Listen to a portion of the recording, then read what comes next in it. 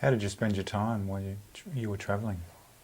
Oh, well, the decks on the Queen Mary were almost as broad as this room, and we used to have turns on certain areas for drills, and we did unarmed combat and as well as drill and boxing and that sort of thing. And that was one of the surprises that Charles Cousens gave us, because he was a beautifully built man and an absolute dapper dresser. You know, everything was tailor-made and suited, and he wore pretty strong glasses, and everybody looked at him. At this stage we didn't know him as well as we knew him later on. It was very immaculate, and he was a pretty strict disciplinarian, but he was as fair as you could possibly wish. If you did the right thing, he'd back you to the hilt. What was his rank at that stage? He was a captain then. He became a major later on. And we had a chap called Wally Burns, who used to be a prelim fighter at the Sydney Stadium. And he was giving us boxing lessons. And old Charlie, we call him Old Charlie, he was about 35, you see, and he was old to us. Old Charlie comes along and inspecting the different groups, and Wally said, showing this bloke how to, I can't think who he was sparring with now, to box, and he said, and take cover like this, and he was doing something, and Charlie said, oh, I think you're wrong, Burns, because he always used to call us by our surname, not our first name. I think you're wrong, Burns. And he said, you'd be leaving yourself very open for a left hook there. And well, he said, I've been fighting a fair bit, sir. I know what I'm talking about. And so old Charlie said, I still think you'd be likely. And Wally made the mistake of saying, would you like to try it? And he said, a good idea, Burns. So he took his glasses off and put the gloves on, and he said, you take that defensive thing. And he must have hit Wally Burns 50 times in a minute and a half, and he put it down. He said, you see what I mean, Burns? And he got off and he walked away about 10 yards, and he come back and he said, don't be worried about that, Burns. He said, I was welterweight champion of the British Army. And a dapper fellow like that, you couldn't have believed it. But boy, could he box. What sort of a profile did he have in Australia at that stage? He was a radio announcer and a very, very well popular, and he had a most beautiful speaking voice and clear with everything that I think he was on 2GB, I'm not dead certain of that, but I think it was 2GB. And he was absolutely idolised by a terrific audience because of his brilliant speaking and brilliant summing up of things. He was really, really a very, very capable man. So you blokes were quite chuffed to have a celebrity in the ranks? Yes, for a while, but he just became, well, he was just Charlie Cousens, and after a while he was our captain. But no one was overawed by him. We knew his discipline. He'd pull you into line quickly, but after, if you wanted to go and talk to him down in his hut any time, no trouble at all, or he'd come down and talk to us, sit down. Some of them were playing cards, he'd sit down and watch them playing cards for a while. And that was one of the main activities of the night, and he had nothing else to do, was play cards. And no, he was a great mixer with the people once he got to know them and he got to know us. The first we saw of him when he came at Wargrove, he joined us at Wargrove as adjutant, and the Colonel Maxwell had called a parade out for the whole battalion, and someone was moved a foot or something, and old Charlie roared out, "Stand still, damn you!" And, that absolutely shocked us, because we were allowed to get away with a fair bit before, and everybody thought, oh gee, we're going to be in trouble with this bloke. But he turned out trumps. He was really good. but he'd been in the permanent British Army in India for, I don't know how many years, but a lot of years. He was brought up on the English system, and it took a while for him to be a little bit more relaxed, but he turned out just as good enough as you could ever wish to have.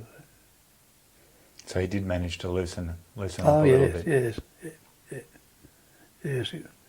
But he was always a gentleman, and even if he was reprimanding somebody for not doing something right or being AWL when they shouldn't have been, he did it calmly and correctly, but in a gentlemanly manner.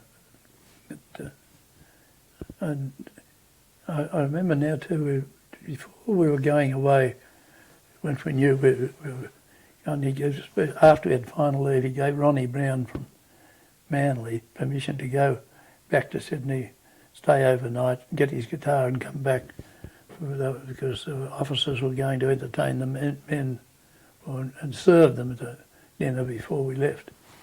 And Ronnie went AWL, and he stayed an extra 2 days, and he didn't bother bringing his guitar back. And old Charlie, he was terribly disappointed about that, and he said, Brown, he said, I trusted you. He said, one of these days, he said, you might regret that. I might have to do something to get even with you. He said, you let me down.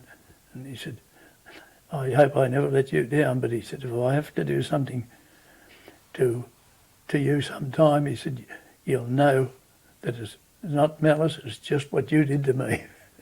That was his attitude, you know. But, of course, Ronnie got fined £5, I think it was, for being AWL, but that didn't worry him. He stayed with his family for the extra couple of nights. He was a lead guitarist in an orchestra, so he was a very good guitarist, and that's why Charlie gave him the opportunity to go and get it. Fred, tell us what happened when the Japanese finally came into the war.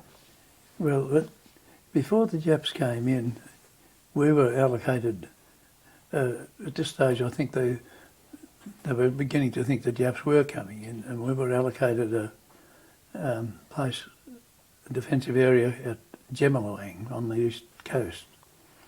And we were there for about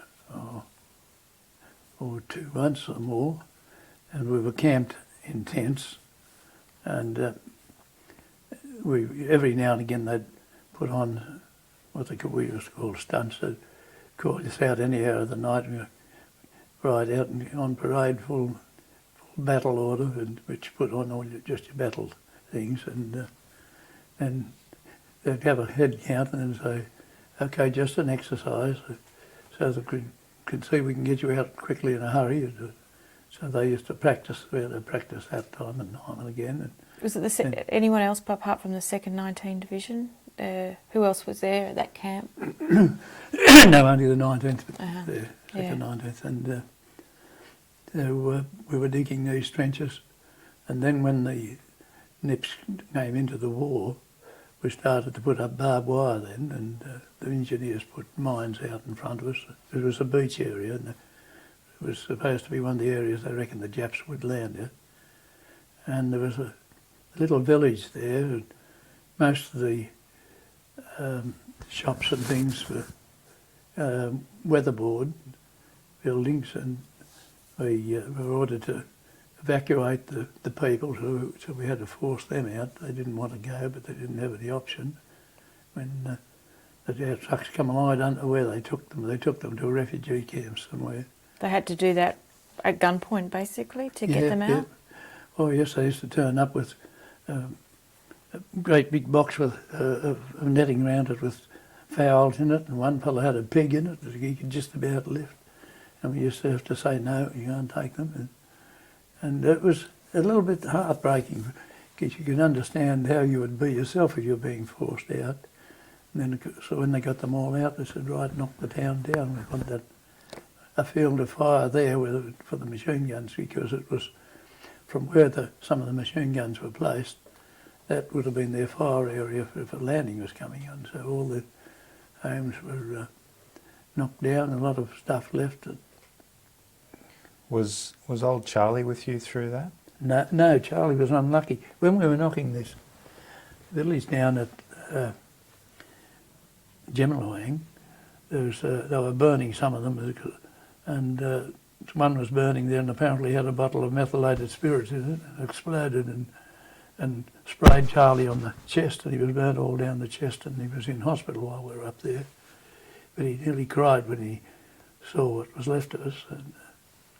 But he was on the island, and I didn't last too long on the island. And about 7:30, 8:15 in the morning, I got hit into the mortar shell and sent back to well, they couldn't find the Australian aid post. They dropped me off at a Chinese ARP post. How long was it before you actually saw any Japanese? Oh.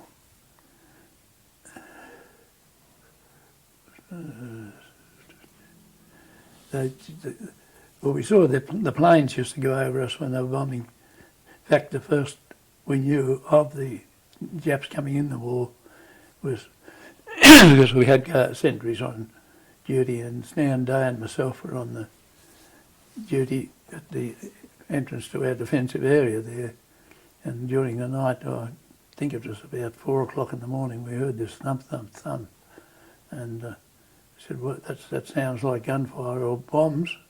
And we listened for about half a minute, and we said, oh, it sounds like it's coming from Kahang Aerodrome, which wasn't too far away. And so we went and woke Charlie, or to wake Charlie Cousens up out of his dugout, and he said, yes, the Japs are definitely bombing, and they're bombing Singapore. He said, I've just been talking to headquarters, and they've got the word. So he said, everybody stand to, because they didn't know whether it was going to be a landing or not, so everybody was out in their defensive areas. But of course we didn't see any Japs, and we were there for about 7th of December.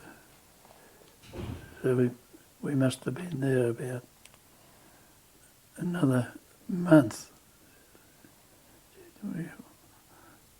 Yeah, about a month or 5 weeks still there. And they're making better trenches and better dugouts and communication systems. And then we got word that the 2nd 29th Battalion had been sent up to the west coast because the British forces had been overrun on the Indians. Whereabout they'd been overrun where? Up at Muir. At Muir. Yes, and we were to go up and join up with them. How did the war pan out for old Charlie? Oh, Charlie, he was very unfortunate.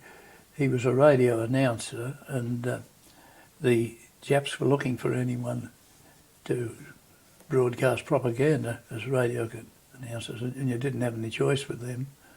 And the higher-ups, colonels or somebody, made sure that he went on a working party so that he got out of Singapore, and they sent him on one of the working parties that the Japs wanted to Borneo, and they eventually found out, and the Japs got him there and took him to Japan, and they insisted that he broadcast off them, and according to Charlie, and I quite believe him because he was a very honourable sort of person, they belted him up a couple of times, and he said he could see no point in that, but he'd try and get a few messages over, and so he bargained with them if he would broadcast if they let him mention some of the names of people that were still alive and PIW, so their parents would know.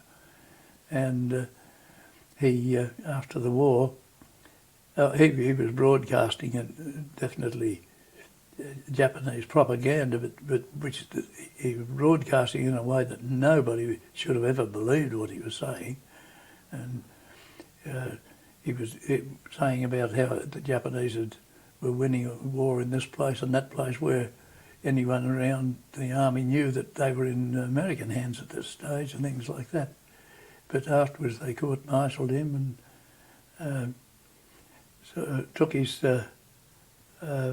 deferred pay away from him, and they made him a very, very unpopular man with a certain group, people that were never there. But I haven't heard not one POW that was with him would ever say a word against him. And I do know he was accused of telling some of his troops to leave Singapore Island, and I never ever spoke up before, but that was true too, because while we were waiting to go on the boat, there was some of the 19th Battalion come there. There was a couple that I knew, the rest were reinforcements that had only been over there a week, and they'd only had a week's training in Sydney, so they were hopeless really.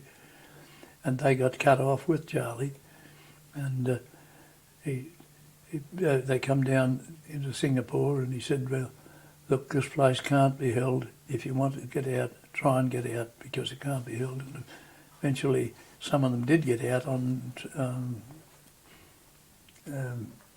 Liberty ships or supply ships, and he was accused of telling them to desert, but they could never prove it.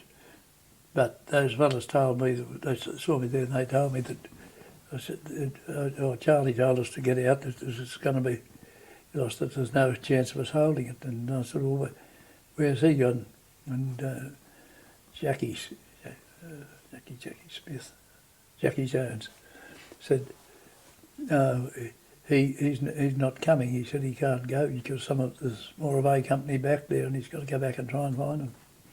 And he went back into the battle and eventually caught with the surrender, but he wouldn't leave himself, and to me, he wouldn't go because there's A Company fellas back there, and that's fair enough to me. There's plenty of other people who would have shot through if they had the opportunity that he had. So, but he got a very raw deal. Then he came back. Channel 7 put him on as a TV announcer, and he was right up the top ratings and that, because his presentation and his speech was really amazing. And but when they started to bring this up on him, they had to say, well, sorry, but you're gone. So he lost his job as well over it.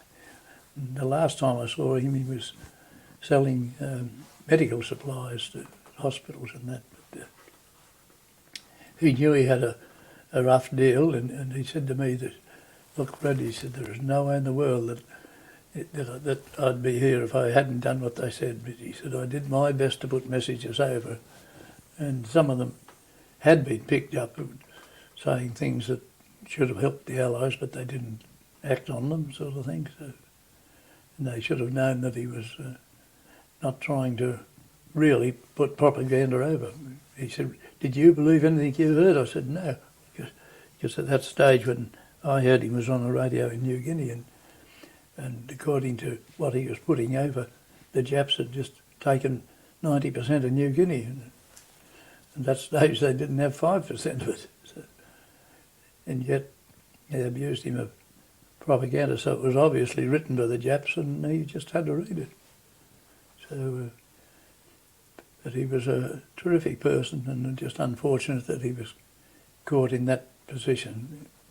He wouldn't have been had he not been a radio announcer.